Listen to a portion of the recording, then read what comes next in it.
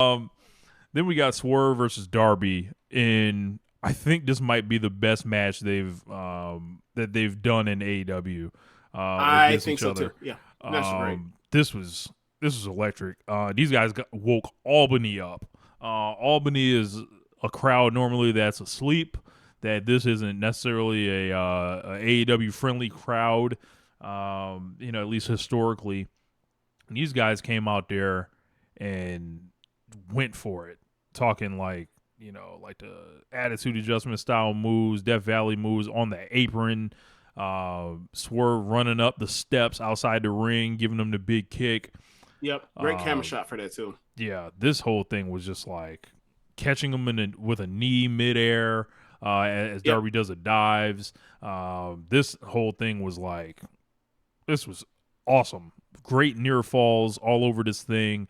And this was just like, yep, this is what we've been waiting for. And I think if you start counting up all these matches, and Swerve got another win here after the Nick Wayne one, but he's also kind of like I don't think he's had obviously the exposure of Orange Cassidy, but Swerve Hmm. like through being on TV, and he did like a lot of he lost to a lot of guys, but in losing, he was able to start getting over more and like just Yeah. working matches and like really like establishing, his character and everything that's like,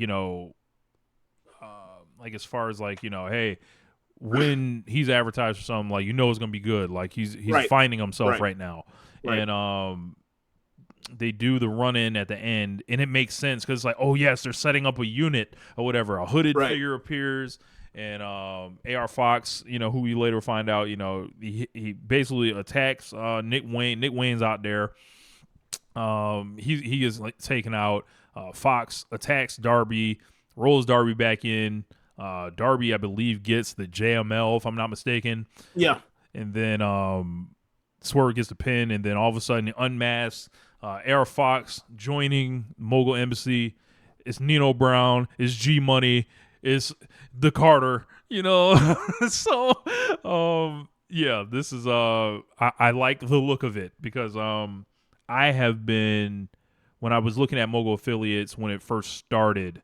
It was Swerve and the White Boys or whatever. I was like, all right, we need somebody else in there that can work, that can either be a tag team partner that can either protect Swerve or like is either a heater or somebody that can do falls or something like that.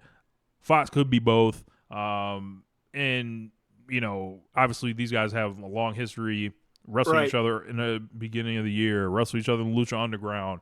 This Yep. whole thing, setting up with Fox's school, the Buddy Wayne Academy, like all these things are converging. Like there's so many cool threads to pull on here, and I think they're gonna hit all of them. I had no idea about this turn coming. Like I knew there was a new member eventually gonna join, because like there's a lot of hijinks going on with like Bill and Cage, and you don't quite know all the affiliations, but for the Mogul Embassy to really take off, I felt like they did have to add more members, and Fox is a perfect guy, like to put Yeah. with Swerve because it's like, all right, yeah, they fought before, but it's like they don't fought each other, they trust each other, I would imagine, and they're like, fuck it, let's get to it, and this whole thing is like, man, there could be more people, joining. Who knows? So Yeah.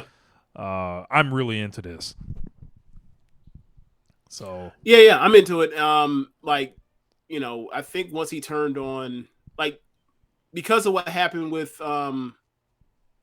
that Swerve Nick Wayne match and Swerve getting involved earlier in the show with Darby a couple weeks ago. Like once AR Fox, punched out Cassidy and then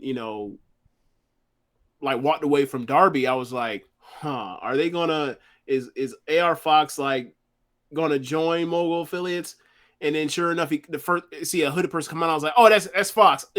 So they're doing exactly what I thought they were doing. So I really enjoyed it. I really enjoy what Swerve has done this year, and I'm interested to see what he has going forward. And like I really enjoy the part where it's like he has smoke with a lot of the most likable guys on the roster. So like he can wrestle Orange Cassidy forever. He can wrestle Darby forever. Nick Wayne is somebody that's going to be around for a while. He's always going to have Nick Wayne's always going to have that big win to chase with him. So like maybe he's not. I feel like for the quote unquote mid card of AEW, like I feel like he's doing as well as anyone from the hillside. Like, because there's a lot of heels. Yeah, but I'm saying it's like a mid card guy, like below below Jericho, below MJF or whatever else. Like, I feel like he's doing as well as just about anybody. So from quality of work to like the people he's had programs with, the things he can still do in the future. Because like, bro, look, I understand it's been at this point 8 fucking months. They can still do a Keith Lee match. They can still do it. So yeah, like there's a lot of stuff for him to get into. And also, like, I mean, that's still at play because, Darby, as you mentioned, he has this young dude is having these conversations with these black men, and always do a Keith Lee and Darby versus like AR Fox and Swerve match. They can always do that. Darby and Nick Wayne against AR Fox and Swerve, like they do a death match with them for good God. A trios match, you throw in Cage. Yeah. There's a lot of combos there. So we go back